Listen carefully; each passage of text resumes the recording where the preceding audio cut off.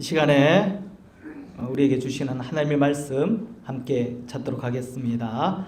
누가복음 11장 1절에서 3절까지 말씀 함께 찾아보도록 하겠습니다. 누가복음 11장 1절에서 3절까지 말씀입니다. 제가 가지고 있는 성경책 개역 개정 신약 성경 111쪽 근방에 있습니다. 함께 찾아보시고 말씀 나누도록 하겠습니다. 할렐루야. 아멘. 아멘. 이 주일 아침에 이전에 나오신 여러분들을 예수님의 이름으로 환영하고 축복합니다.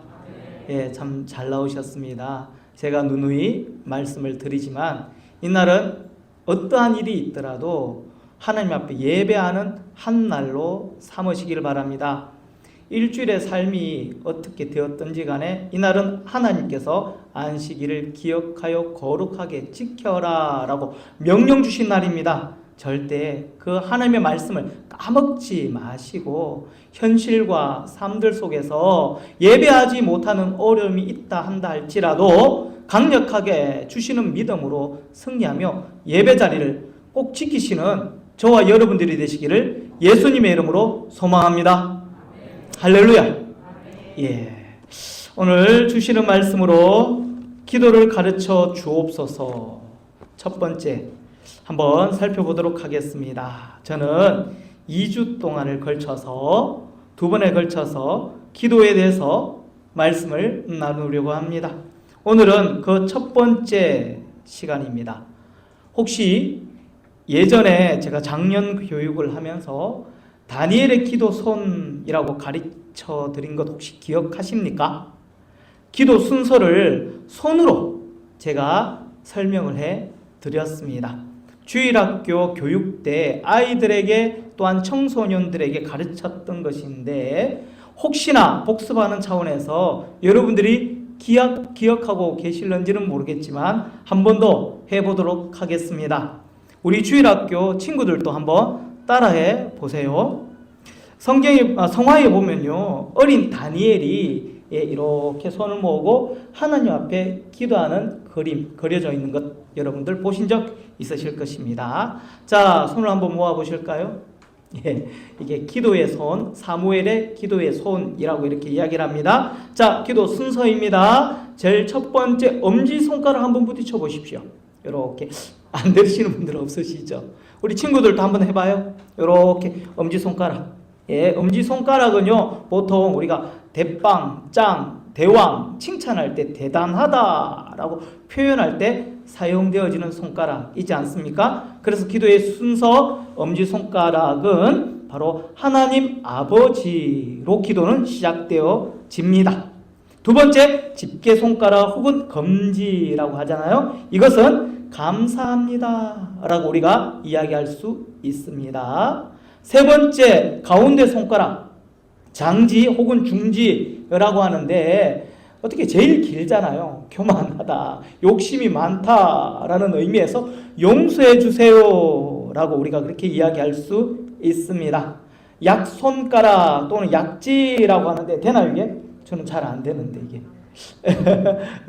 예, 한번 해보세요. 이것은 바로 주세요라고 하나님 앞에 요구하는 기도 제목 순서를 요 네 번째 생각하시고 하시면 됩니다. 마지막 새끼손가락, 이 마지막 순서는 예수님의 이름으로 기도합니다 라는 마무리를 뜻하고 있습니다. 다시 말하면 우리가 기도할 때 마지막은 무조건 예수님의 이름으로 기도합니다 라고 끝을 내야 한다는 것이지요. 다시 말하면 하나님의 이름으로 기도합니다, 성령님의 이름으로 기도합니다, 주님의 이름으로 기도합니다 절대 안 된다라는 것입니다. 조금 전에 우리 집사님께서도 기도하시면서 마지막에 예수님의 이름으로 기도합니다 라고 마무리를 지었듯이 모든 기도의 마무리는 예수님의 이름으로 끝이 나야만 한다라는 사실 기억해 주시기 바랍니다.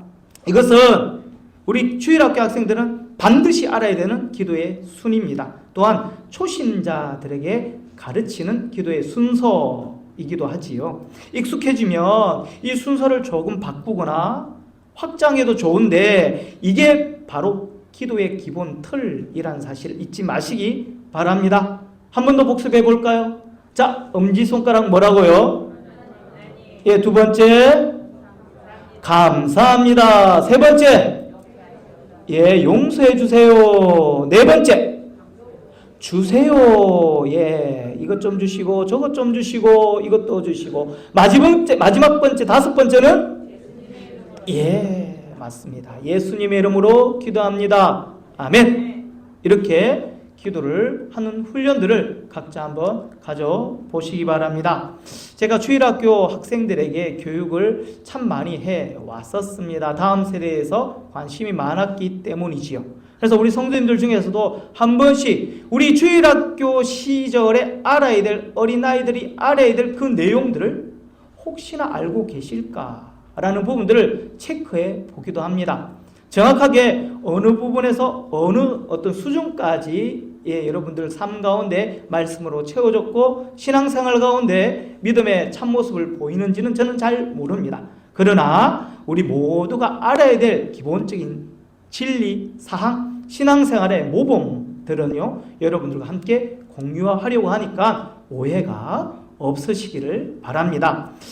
제가 팁으로 조금 전에 말씀드렸다시피 주일학교나 다음 세대에 관심이 많다 보니까 작은 단어 하나에도 좀 민감하게 반응할 때가 있습니다. 목사님, 뭐 그것까지 그렇게 따질 필요가 있겠습니까? 그냥 쉽게 생각합시다 라고 하시는 분들도 있으지만 제가 이런 사역을 오래 해봤기 때문에 이런 단어 하나에 따라서 사역의 목표나 방향성이 확연하게 달라지는 것을 제가 참 많이 경험을 했었거든요. 혹시 우리 교단에서 여러분들 주일학교라고 쓰는 것이 맞나요? 교회학교라고 쓰는 것이 맞나요? 교회학교가 맞습니까? 주일학교가 맞습니까? 예, 어떤 분들은요, 똑같다. 목사님, 그 구별할 필요가 없습니다. 혼용해서 쓰면 된다라고 말씀을 하시는데 엄연히 주일학교와 교회학교 단어가 다르잖아요. 또한 의미 또한 전혀 다릅니다. 우리 교단 또한 여러 교회들이 구분 없이 사용하시는 분들이 참 많으셔요. 홈페이지에 들어가 보니까 교회학교라는 부분이라니 딱 떡하니 적혀져 있더라고요.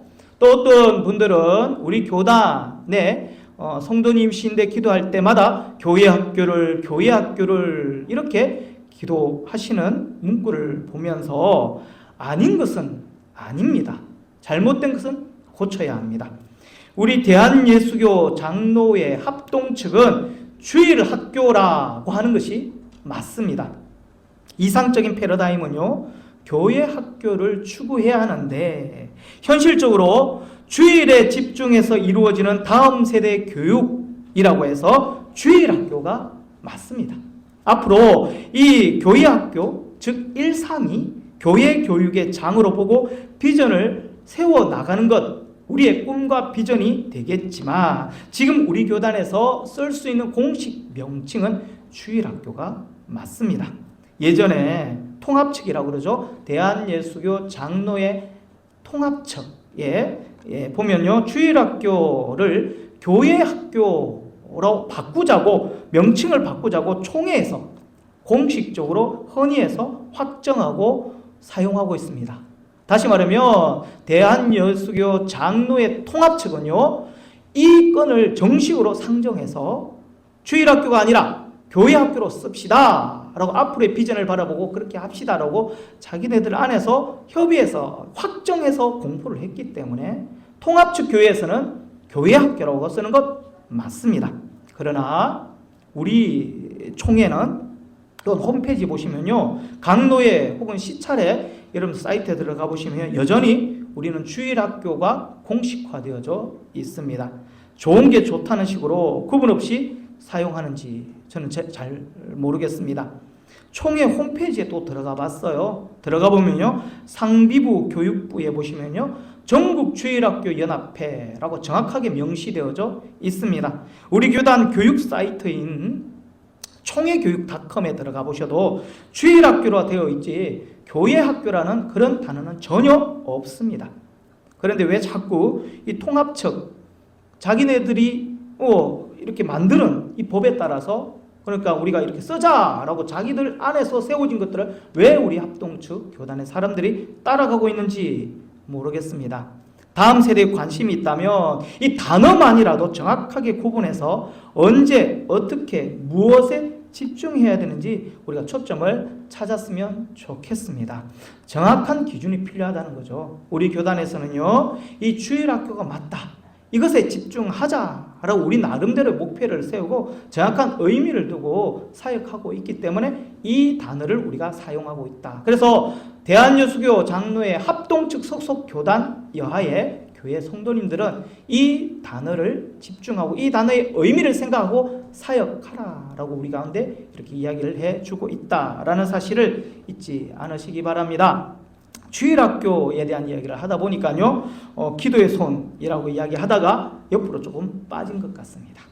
자, 본론에 들어가서 만일 오늘 예배 후에 예수님께서 여러분들에게 아무개야 10분만 좀 독대하자, 네가 너무 귀해서 내가 한 가지 소원을 들어주겠다라고 여러분들에게 말씀하십니다.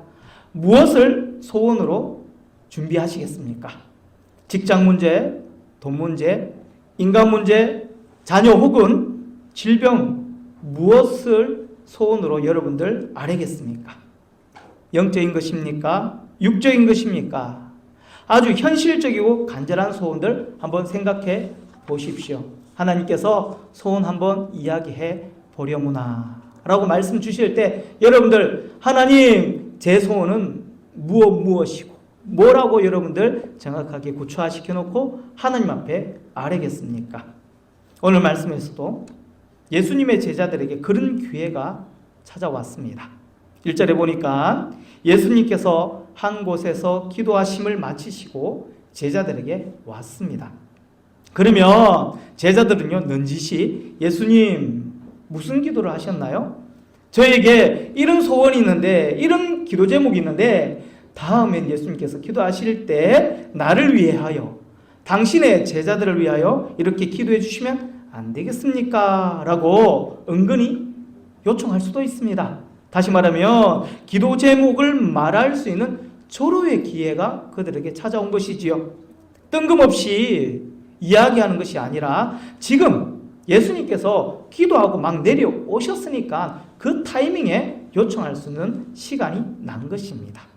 오늘 말씀 본문 사건 쭉 살펴보시면요, 정황상 이 기도와 관련된 분위기가 쭉 이어지고 있으니까 이 틈에 이 제자들은요, 자신의 기도 제목, 소원을 한 가지쯤 말해도 무방할 것입니다.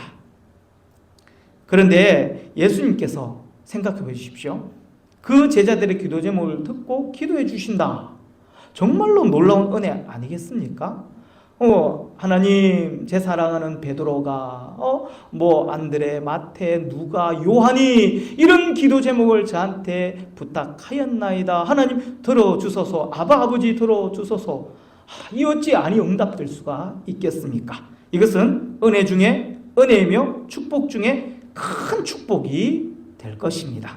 그런데 오늘 본문에 보니까 신기하게도 제자들은 이 기회에 자신의 기도 제목, 간절한 소원을 예수님 앞에 아뢰을 수 있는 그 절호의 그 기회 가운데 주여 우리들에게 기도를 가르쳐 주옵소서 라고 요청하고 있다는 것입니다. 수많은 기도 제목들이 그들 가운데 있었을 텐데 왜 제자들은 하필이면 기도에 관한 것들을 요청하고 있을까요? 여러분들도 잘 아시다시피 유대인들은요, 기도를 정말 많이 하는 민족입니다. 제자들도 기도에는 저마다 자신이 있었을 텐데 이렇게 기도하고 저렇게 기도하고 나름대로의 정관이 분명하게 세워져 있었을 텐데, 다 알고 있을 텐데, 그만큼 기도를 많이 했었을 텐데도 불구하고 왜 예수님께 기도를 가르쳐 달라라고 부탁하고 있는가요? 제 생각에는요, 그들이 예수님의 삶 가운데 나타난 기도의 결과들을 직접 목격했기 때문이라고 생각합니다. 뭔가 다르다는 것이지요. 자신들의 기도와 예수님의 기도는 뭔가 달라요. 그리고 그 나타나는 결과도 뭔가 다르다는 겁니다. 그래서 왜 다르지? 예수님께서는 어떻게 기도하셨길래 그에 대한 역사와 응답의 모든 결과들이 나랑 전혀 다르게 나타날까? 라는 궁금증이 생길 것 같습니다. 그들이 예수님이 기도하시는 것을 보았고요. 예수님이 기도하시고 난 이후에 무슨 일이 일어나는지도 직접 목격했다는 것이지요. 그러니까 제자들도 예수님이 하신 기도처럼 기도를 통하여 뭔가 보고 싶다라는 간절함이 그들 가운데 있었던 것입니다. 여러분들, 사실 제자들이 예수님을 통해서 본 것은 기도뿐만 아니었습니다. 예수님께서 위대한 설교를 하시는 것 또한, 하나님의 나라에 대해서 말씀하시는 것 또한 보았습니다. 또한 수많은 기적을 일으키시는 것도 보았어요. 병자를 고치시고 심지어 죽은 자를 일으키시는 모습도 제자들은 직접 보았습니다. 그런데 제자들은 신기하게 예수님, 우리에게 그 탁월한 하나님의 나라에 대한 설교하는 방법을 좀 가르쳐 주십시오. 기적을 일으키는 법을 좀 가르쳐 주시면 안 될까요? 병자를 고치는 법을 가르쳐 주십시오. 죽은 자를 일으키는 방법을 저희들에게도 가르쳐 주십시오 라고 요청하지 아니하고 대신 기도를 가르쳐 달라고 요청하고 있다는 것입니다. 왜냐하면 그들은 기도가 이 예수님의 사역 또한 삶을 지지하는 핵심 요소임을 보았기 때문에 그렇습니다. 예수님께서 그 위대한 설교를 하시기 전에 하나님의 나라의 그 말씀을, 복음의 비밀을 펼쳐 가르쳐 주시기 전에, 병자를 고치시기 전에, 죽은 자를 살리실 때마다 예수님께서는 반드시 하늘을 우러러 아버지 하나님 앞에 기도하신 후에 위대한 능력을 행하시는 것을 그 제자들은 직접 보았기 때문에 기도가 이 예수님의 능력의 원천임을, 그래서 기적을 구하지 아니하고 설교하는 법을 가르쳐 달라고 하지 아니하고 죽은 자를 살리는 방법을 가르쳐 달라고 하지 아니하고 제자들은 예수님 앞에 나와 주님, 우리에게 기도를 가르쳐 주옵소서 라고 이렇게 요청했던 것입니다. 그리스도인의 삶에 있어서 기도보다 더 중요한 것은 없습니다. 그럼에도 불구하고 수많은 그리스도인들이 불행하게도 기도하지 않습니다. 기도하는 시간 만들어내지 못합니다. 기도에 대하여 자신의 모든 생각들을 집중하지 못합니다. 기도 하나마나라는 그런 여유로운 게으른 나태한 마음으로 기도를 대하고 있다라는 사실인 것이죠. 또한 기도를 하기는 하되 기도에 대한 잘못된 생각들을 가지고 있다는 것입니다. 어떤 사람들은요, 자기가 원하는 것을 갑자기 딱 구하면 다 받을 것이라고 착각하시는 분들이 있으십니다. 예를 들면 기도를 도깨비 방망이처럼 생각해서 언제든 필요할 때 딱 끄집어내서 금 나와라 뚝딱, 금 나와라 뚝딱 이라고 하면 내가 무엇이든지 기도하면 하나님께 다 받을 것이다 라고 착각하시는 분들이 계시다라는 것입니다. 평소에 기도하지 않고 그냥 내가 기도하고 싶을 때, 내게 간절한 소망이 있을 때 내 품 안에서 방망이를 꺼내내서 하나님 기도합니다. 금 나와라 뚝딱, 은 나와라 뚝딱 하면 하나님께서 다 주실 것처럼 착각하고 있다라는 사실인 것이죠. 또한 어떤 사람은요, 기도에 대해서 기도를 비상약으로 생각하시는 경우도 있습니다. 보통 때는 찾지 않죠. 심지어는요, 어디에 어떤 약이 있는지도 몰라요. 갑자기 배가 아프고 머리가 아픈데 약을 어디에다 뒀는데 어디에 뒀는지 못 찾을 때가 많다라는 것입니다. 급한 상황이 되면 허겁지겁 비상약품통을 막 뒤진다는 것이죠. 비상약을 찾듯이 헤매는 모습들 우리들 가운데 있지는 않으신지요? 제가 무슨 말을 하려고 하는지 여러분들 아시겠지요? 기도는 도깨비 방망이나 비상약품이 아니라는 것입니다. 또 어떤 이들은요, 이 기도를요, 줄달리기로 생각하시는 분들 또한 계십니다. 하나님과 나와 한쪽 줄을 서로 각각 잡고 있는 거예요. 하나님과 내가 밀당한다고 생각하면서 하나님 흥정합시다, 합일점을 찾아가는 것 기도라고 착각하시는 분들 또한 있으십니다. 하나님 이것 안 주시면, 응답 안 해주시면 나 교회 안 나갑니다. 언제 몇 시 몇 분까지 하나님께서 확실한 응답이나 말씀 주시지 않는다면 당신은 나의 하나님이 될 수가 없으니 당신은 속히 내게 응답해 주셔야 하는 겁니다. 막 줄을 막 당기고 놨다가 하나님하고 줄달리기를 하는 것 같아요. 하나님 어기시면 알죠? 저 갑니다. 교회 안 나간다니까요. 그러면서 속마음으로는 하나님 이번 한 번만 좀 져주십시오. 그러면 하나님께서 오냐 내가 졌다라고 하시면서 내어주시는 것, 그것이 기도라고 생각하시는 분들 또한 있다라는 사실입니다. 한 가지 더 예를 들어볼까요? 어떤 이들은요 이 기도를 종교적인 의무라고 생각하시는 분들 또한 있으십니다. 기도를 왜 하는지, 기도의 역사를 만나지도 경험하지도 못하고 그저 암묵적으로 고개를 조용히 숙이고 조용히 있는 것, 혹은 자기가 하고 싶은 말 열심히 하다가 돌아가는 것, 그게 바로 기도라고 생각합니다. 다시 말하면 나는 교회 다니니까 교회에 다니는 사람은 기도와 직접 연관이 있는 그리스도인, 기도하는 사람이라는 소리를 들었다는 거예요. 기도에 체험이 없어요. 그런데 그런 소리를 듣고 내가 교회를 다니고 있으니까 어쩔 수 없이 기도하는 척 흉내를 내고 있다라는 것입니다. 그저 고개만 숙이고 하고 싶은 말만 하면 되는 줄 아는, 아까운 시간을 낭비하는 성도님들 또한 있다라는 사실입니다.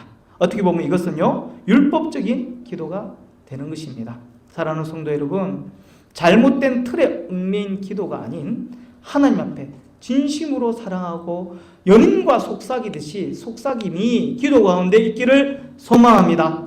그리고 격식이 있고 예의가 있는 소통의 시간이 되시길 바랍니다. 예배 드릴 때도 마찬가지입니다. 누구 앞에 예배를 드립니까? 하나님 앞에 예배를 드립니다. 사람 앞에 누구 보라고 예배 드리는 것 절대 아닙니다. 하나님 앞에 예배를 드린다면 최대한의 격식과 예의를 갖추어서 하나님을 경외하는 마음으로 예배를 드려야 하는 듯이 기도 또한 마찬가지입니다. 기도도 하나님 앞에 드려야 될 격식이 있다는 것입니다. 최대한의 예의를 갖춰서 하나님 간절히 구하옵나니 들어주옵소서 라고 우리의 간절함을 하나님 앞에 머리를 쪼아리고 아뢰는 것이 기도이라는 것입니다. 성경을 보시면요 예수님께서 기도에 대해서 수없이 많이 가르쳤죠. 오늘 본문이 아마 기도에 대한 이 가르침 중에 가장 긴 본문이 될 것입니다. 오늘 본문을 통해서 예수님께서 기도에 무엇을 가르치고 싶어 하셨는지 세 가지 교훈으로 이 아침에 잠시 살펴보도록 하겠습니다. 첫 번째, 우리가 기도에 대한 정의를 잠깐 살펴보고 넘어갈까요? 기도란 아까 조금 전에 말씀드렸다시피 하나님과의 친밀한 사랑의 대화 속삭임이라고 여러분들에게 말씀드렸습니다. 먼저 예수님이 가르쳐주신 기도란 무엇일까요? 11장 2절, 오늘 말씀 11장 2절 말씀 함께 읽어볼까요? 11장 2절 말씀 같이 읽겠습니다. 시작! 이르시되 너희는 기도할 때에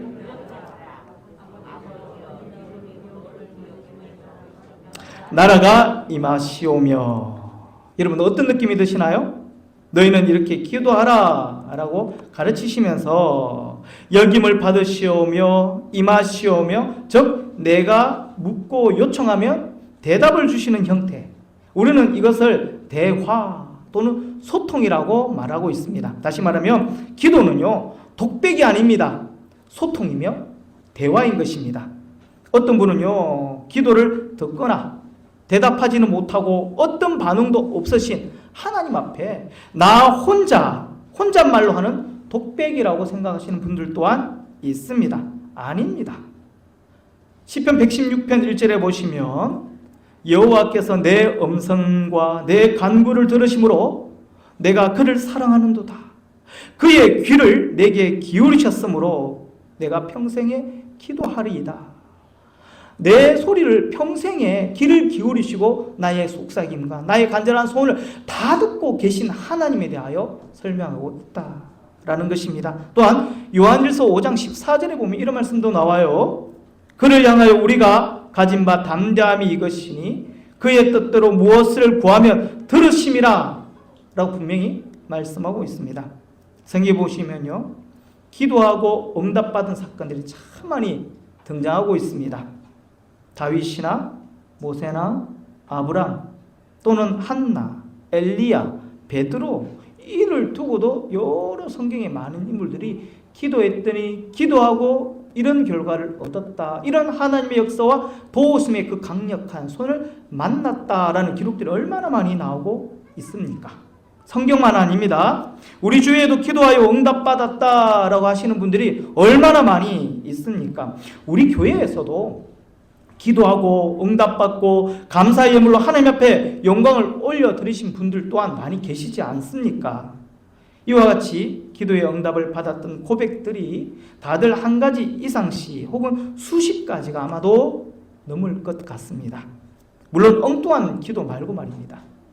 또한 기도가 전부 응답된 사람이다라는 이 책 주인공인 조지 뮬러는요, 평생에 몇 번? 5만 번 이상 응답을 받았다라고 이렇게 기록하고 있지 않습니까? 참 하나님 앞에 기도를 하는 사람은 하나님께서 그 기도에 대하여 일일이 다 반응하고 계신다는 사실, 여러분들 체험하지 않으셨습니까? 저 또한 그런 체험들을 참 많이 했었습니다. 하나님이 나를 결코 버려두시지 않으시는구나. 내가 지금 허투루 하나님 앞에 어떻게 보면 중언부언의 기도라고 할 수 있죠. 하나님께서 듣지 않으신다고 생각했던 그 기도까지도 하나님께서는 다 듣고 계셨다라는 사실을 깨달을 때에 저는 참 소스라지게 놀란 적 참 많이 있습니다. 제가 한 10년, 20년에 기도했던 그 기도 제목들이 이제야 이루어지는 것들을 보면서 이게 착착착 퍼즐이 맞춰지더라고요. 아하, 그래서 그때 응답을 안 하셨구나. 그래서 이렇게 응답하셨구나. 그래서 지금 내 삶을 이렇게 인도하고 계시는구나. 10년, 20년 전에 기도했던 그 기도의 제목들이 지금 응답되어지는 것들을 보면서 퍼즐, 하나님의 계획하신 대로 탁탁 맞춰가면서 응답해 주시는 그 놀라운 하나님의 역사를 깨달을 때에 막 닭살이 돋습니다. 온몸이 소스라지게 신경이 놀랍도록 그 은혜가 너무 감사하다라는 사실인 것이죠. 제가 지금보다는 조금 젊었을 때 이 송태근 목사님께서 인도하시던 집회에 참석했던 적이 있었습니다. 지금 3일교회 담임 목사님이시죠. 혹시 송태근 목사님 아시죠? 그 목사님이 어떤 한 집회에 참석을 했었어요. 물론 그때 그 집회를 주관했던 그 교회의 전도사로 제가 사역할 때 일이었습니다. 그런데 그날 집회의 주제가 기도였어요. 기도에서 응답받았던 기도 제목이라고 하면서 거짓말하지 말고, 성도님들에게 거짓말하지 말고 구구절절 기도에서 응답받았던 그 기도 제목들을 구구절절 내용까지 다 적어서 100개 이상 적어내면 본인이 집필한 그 책을 몇 권 선물로 주시겠다. 본인이 직접 사인까지 해서 정성스럽게 포장해서 주시겠다라고 이렇게 상품을 거시면서 한번 적어내 보라고 요청하시는 거예요. 그때 제가 신학생이라서 신학 서적이라든지 기독 서적이 많이 이렇게 사고 싶은데 이 돈이 없는 거예요. 학생이다 보니까. 그래서 힘들어 했던 테라 유명하신 이 목사님의 책을 친필로 이루어진 그 사인이 이루어진 그 책을 받고 싶어서 집에 가서 집회 기간 내내 머리를 짜고 짜내서 100개를 채워서 제출했습니다. 나중에 본인 교회에 돌아가셔서 그 목사님께서는 본인이 집필한 책 3권에 직접 사인을 하셔서 포장을 하셔서 저한테 보내주셨습니다. 그 책을 딱 받는 순간 얼마나 기분이 좋았는지. 그런데 응답받았던 여러분들 기도 제목 100가지 적는 것 쉽습니까? 어렵습니다. 정말 안 되더라고요. 기억납니까? 기억 하나도 안 납니다. 인간이 기억할 수 있는 이 용량과 기한은 한정적인데 100개를 쓰려고 하니 정말 얼마나 힘들었는지 모릅니다. 중요한 것은요, 응답받았던 기도 제목을 찾고 또 찾아서 적으면서 나는 또 기도하는 자리로 나아가 있더라는 것입니다. 그것을 찾아 적으면서 내가 지금 기도하고 있더라는 것이죠. 아마 이것이 송 목사님의 주 목적이었던 것 같습니다. 주의 은혜가 얼마나 크고 놀라운지, 그 사랑과 응답하심이 제가 생각하는 그 범위와 그 한정을 초월하심에 감사하고 또 감사하고 감사하며 찬양하며 기도했다라는 것이죠. 사랑하는 성도 여러분, 하나님은 절대 우리의 기도를 모른다 하지 아니하시고 외면하지 않으십니다. 내가 아뢰면 어떠한 방법으로든지 응답하시고 말씀 주시고 감동 주시는 이심을 믿어 의심치 않는 여러분들이 되시기를 예수님의 이름으로 소망합니다. 아멘. 기도는 하나님과의 대화입니다. 기도는 소통입니다. 기도는 아빠 아버지 되신 그분께 일일이 소상하게 나의 모든 삶을 아뢰는 동시에 그분의 마음을 하나하나 알아가는 복된 시간임을 잊지 마시기 바랍니다. 사랑하는 성도 여러분, 제가 누이 말씀드리는 것이지만 여러분들 한 가지 이상씩 각자 기도 제목 있지 않으신지요? 없다고요? 평온하다고요? 행복하다고요? 기도할 제목 전혀 없다고요? 그러면 하나님께서 주실 것 같은데, 만약 기도 제목을 주셨다면, 앞으로 주신다면 기도의 자리로 꼭 나오시기를 바랍니다. 그냥 마음은 원이로되 육신이라는 핑계는 이제 그만 대십시다. 남편 때문에, 애 때문에 라는 상황 설명도 할 필요가 없습니다. 기도해서 내 가정을, 내 남편을, 내 아내를, 내 자식을, 우리 집을 살리겠다는데 무슨 이유가 필요 있겠습니까? 우리 교회는요, 기도의 자리가 준비되어져 있습니다. 새벽 기도해 주시는 큰 은혜와 응답을 직접 만나시는 성도님들이 되시기를 바랍니다. 체험보다 더 확실한 신앙생활의 기쁨은 없습니다. 체험하며 그만큼 강력한 신앙생활의 에너지가 생긴다는 거예요. 체험한 사는 사람들, 누가 카더라라는 신앙보다 내가 체험했다라는 이 신앙이 더욱더 강력하고 힘이 있고 기쁨이 넘친다는 사실을 잊지 마시기 바랍니다. 하나님의 음성을 듣고 만나는 체험으로 여러분들의 삶이 간증과 기쁨으로 가득 채워주시는 성도님들이 되시기를 예수님의 이름으로 축복합니다. 두 번째, 기도의 내용입니다. 자, 그렇다면 기도 시간에 우리는 무엇을 놓고 기도해야 합니까? 오늘 말씀에서 우리가 잘 아는 예수님께서 가르쳐 주신 주기도문이라는 내용이 나옵니다. 자, 여러분들 주기도문 스크린 한번 띄워주시겠어요? 잘 보이시나요? 예, 제가 한번 쭉 읽어보도록 하겠습니다. 하늘에 계신 우리 아버지여, 이름이 거룩히 여김을 받으시오며 나라의 임하옵시며 뜻이 하늘에서 이룬 것 같이 땅에서도 이루어지이다. 제가 여기까지 읽고 여러분들 성경책 제일 앞부분 한번 펴보시기 바랍니다. 그러면 주기도문 나오죠? 한번 비교해 보십시오. 제가 오늘날부터 시작합니다. 한번 여러분들 성경책 앞쪽에 나오는 주기도문이랑 제가 지금 읽는 주기도문 한번 비교해 보십시오. 오늘날 우리에게 일용할 양식을 주옵시고 우리가 우리에게 죄 지은 자를 사하여 준 것 같이 우리 죄를 사하여 주옵시고 우리를 시험에 들게 하지 마옵시고 다만 악에서 구하옵소서. 대개 나라와 근세와 영광이 아버지께 영원히 있사옵나이다. 아멘. 뭔가 조금씩 다르지 않나요? 사도신경도 다릅니다. 자, 여러분들 성경책 윗부분과 아랫부분을 보면 똑같은 주기도문이 다르게 해석이 되어서 두 개가 나오죠. 우리는 위에 걸 해야 되나요? 밑에 걸 해야 되나요? 위에 거 해야 됩니다. 자, 왜 두 개를 내놓았을까요? 예, 세번역 성경이 나오면서 밑에 거를 만들었는데 이때는 몇몇 교단이 합쳐져서 우리가 같이 이렇게 통일성 있게 주기도문이나 사도신경을 고백하자라고 만든 것입니다.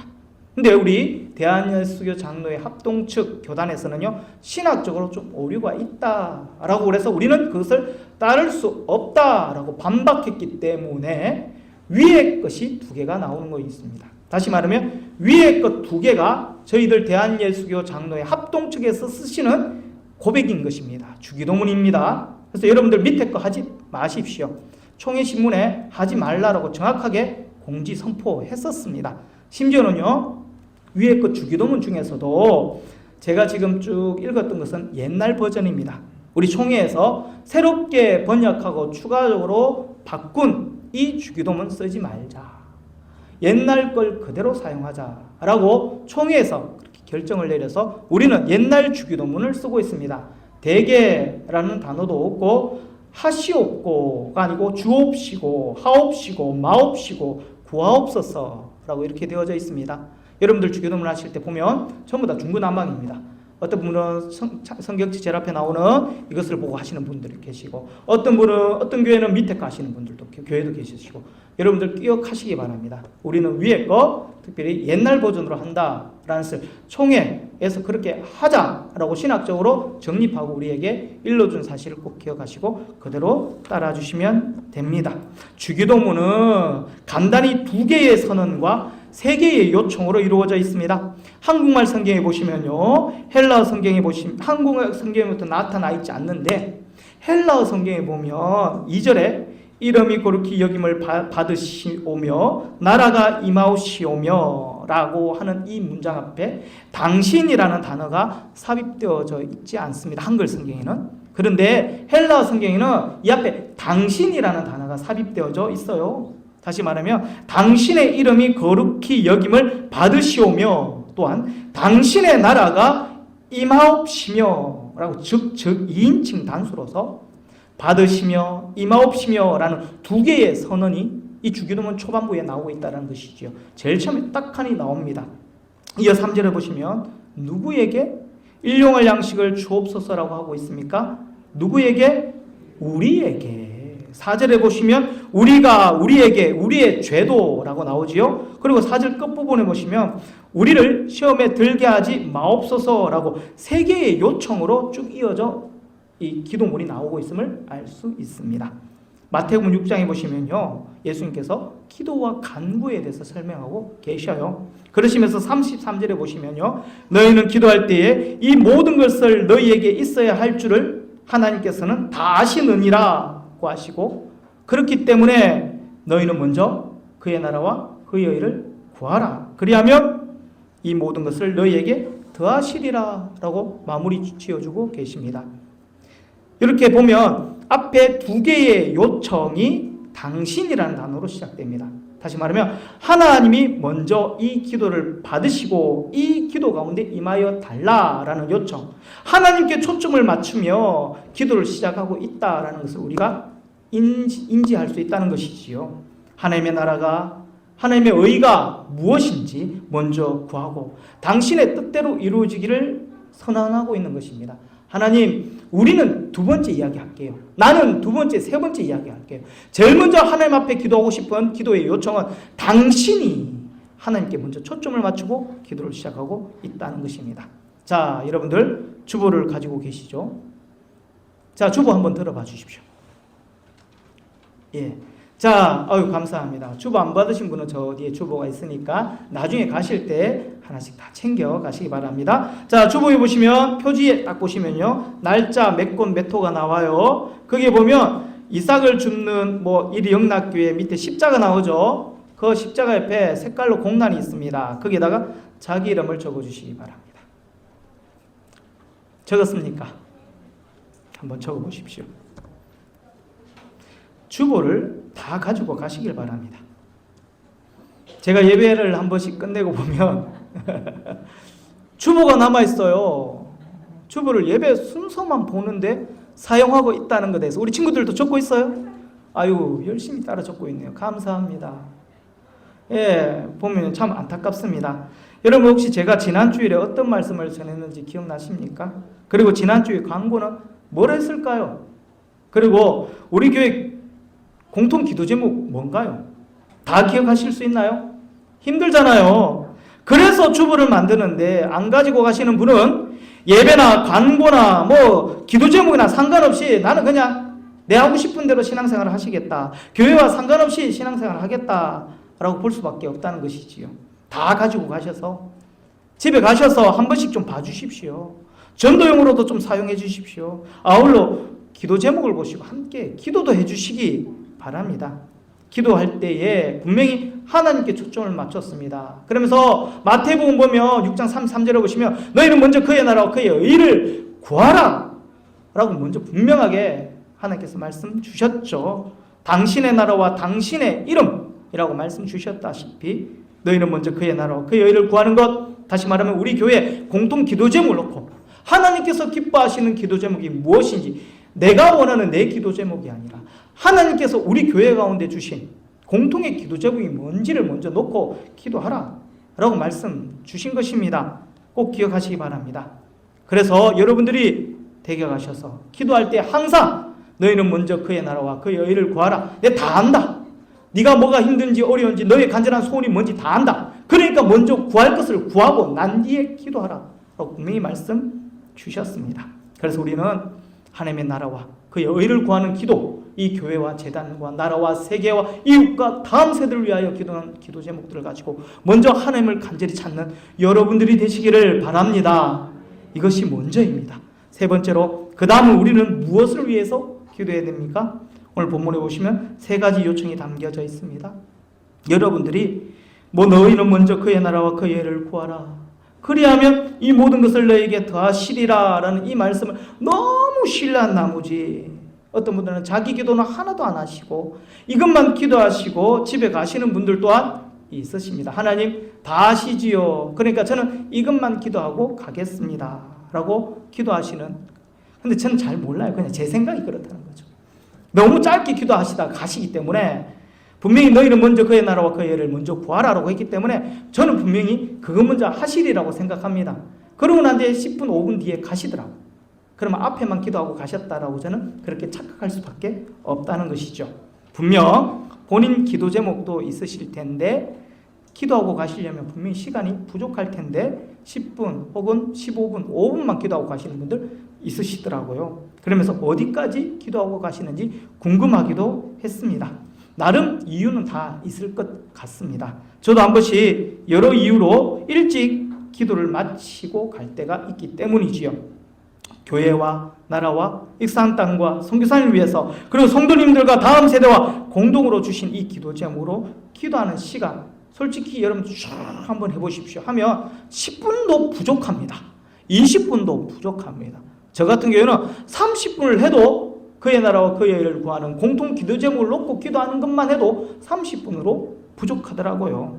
그런데 기도를 하나님 앞에 좀 간절하게 우리가 다 아뢰고 소상하게 아뢰고 기도하고 갔으면 좋겠습니다. 더 많은 시간을 하나님 앞에 드리면서 하나님 아시죠? 들어주옵소서, 응답해 주시고 살펴주옵소서 라는 간절한 마음으로 끈질기게 인내함으로 끝까지 매달리시는 여러분들이 되시기를 예수님의 이름으로 소망합니다. 새벽기도 나오고 이렇게 예배 나오는 것, 이것만으로도 저는 기뻐하며 춤추게 될 것입니다. 하나님께서도 마찬가지예요. 아이고 힘들고 어려운데, 정말 몸이 아픈데, 상황이 여의치 않는데 예배 나왔느냐? 새벽기도 나왔느냐? 잘했다 내 아들아 내 딸들아, 내가 다 알고 있다 라고 분명히 품어주실 거예요. 근데 하나님께서 한 가지 더 원하시는 것은 간절함으로 끝까지 내게 인내함으로 아뢰라. 내가 결국 너의 소원을 듣고 응답해 주시겠다라는 그 말씀들을 우리 가운데 주신다는 것입니다. 이게 바로 목사가 가지는 영적 욕심이라는 것입니다. 모든 것 다 기도해서 응답받고 사랑받고 축복받았으면 좋겠다라는 마음은 어떤 담임 목사님이든 똑같은 마음일 것입니다. 저도 그래서 여러분들한테 조금만 더 기도합시다. 새벽제단 나옵시다. 하나님 응답해 주실 거예요 라는 그 권유를 여러분들한테 강력하게 하고 있는 것입니다. 예수님께서 그 다음으로 가르쳐 주신 기도 제목은 무엇입니까? 바로 3절에 보시면 일용할 양식과 제사함을 위해서 시험을 들지 않게 해달라고 기도하고 아뢰라 라고 하는 것입니다. 제가 지금까지 여러 말씀을 함께 나누다 보니까 시간이 많이 흘러가서 더 설교를 했다가 작년 교육도 식사도 못 하실까봐 여기에서 마무리하도록 하겠습니다. 나머지 부분은 다음 주에 다루도록 하겠습니다. 결론을 내리도록 하겠습니다. 한 가지만 질문, 한 주를 살아가시는 여러분들에게 묻고 싶습니다. 당신은 하나님의 사람입니까? 여러분들은 하나님의 자녀입니까? 하나님을 믿는 사람이라면 당신은 기도의 사람입니까? 기도를 얼만큼 하고 계시고 하나님 앞에 간절함으로 얼마나 매달리고 계시는지요. 여러분들의 인생 가운데 기도로 새로운 역사를 만들어 가시는 복된 기적의 주인공이 되시기를 예수님의 이름으로 소망합니다. 아멘. 기도하시겠습니다.